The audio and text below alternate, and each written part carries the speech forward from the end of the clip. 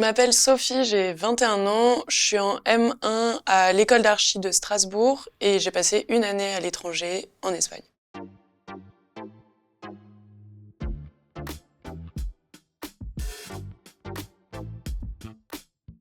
J'ai choisi d'étudier l'architecture parce que je trouvais que c'était des études qui mêlaient plein de sujets différents et de matières et je trouvais que c'était un bon moyen de réunir plein de sujets qui m'intéressent. Physique, les mathématiques, mais aussi l'histoire, les arts, la géographie.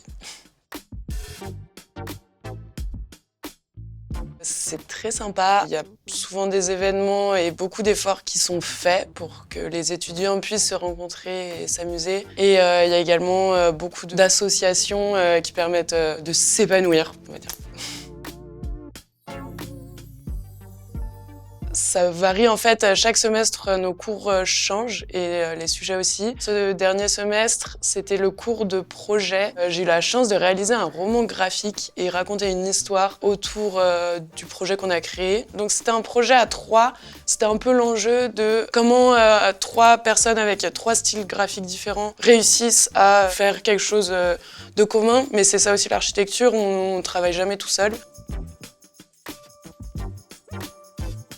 J'aime bien Lina Bobardi, c'est une architecte qui était italienne, mais qui a beaucoup travaillé au Brésil, qui est moderniste. Elle a une utilisation de la couleur qui est assez intéressante. Elle a utilisé beaucoup de béton, mais c'était à une autre période et on ne se posait pas tellement ces questions sur l'utilisation du béton. Elle a fait des centres sportifs, des musées, à Sao Paulo, beaucoup qui sont super.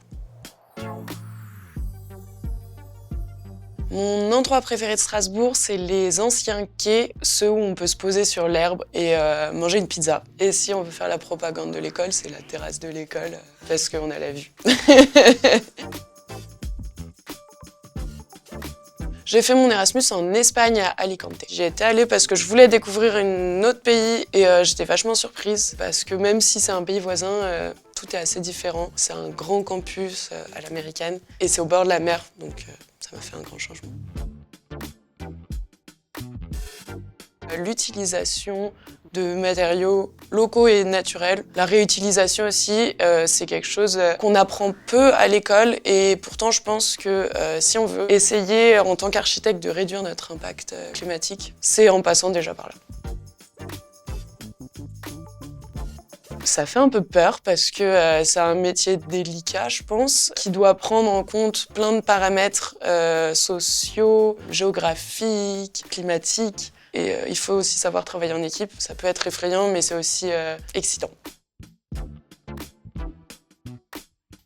J'espère au bord de la mer, dans un cabinet d'architecture qui prône la réhabilitation et la réutilisation de matériaux de façon durable et de construire une architecture pertinente pour les gens sur le territoire qui en ont vraiment besoin.